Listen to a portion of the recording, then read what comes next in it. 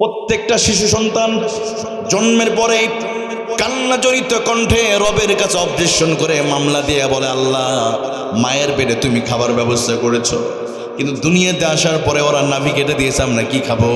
আল্লাহ বলে, বান্দা তোর টেনশন করার কারণ নাই, তোর জন্মের 10 মাস আগে থেকে আমি আল্লাহ তোর কথা চিন্তা করে মায়ের স্তর নামক ওই হোটেলের ভিতরে আমি আল্লাহ খাবার রিজার্ভ করে দিয়েছি।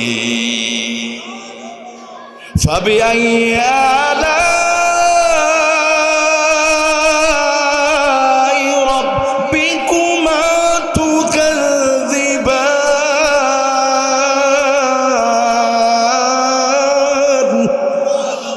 আল্লাহ বলে, বান্দারে তুমি কোন নিয়ামত তুমি অস্বীকার করবে?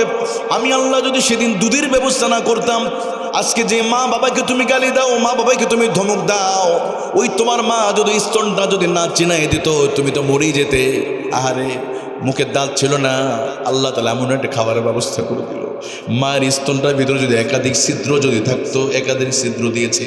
আল্লাহ বলে, মায়ের পেটের ভিতরে স্তন নামক 2টা হোটেল রেখে দিয়েছিলাম, আর পৃথিবীতে আসার পরে ওই বোটার ভিতরে 32টা ছিদ্র করে দিয়া আমি আল্লাহ তিল তিল করে খাবার দিয়ে তোরে বড় করেছি।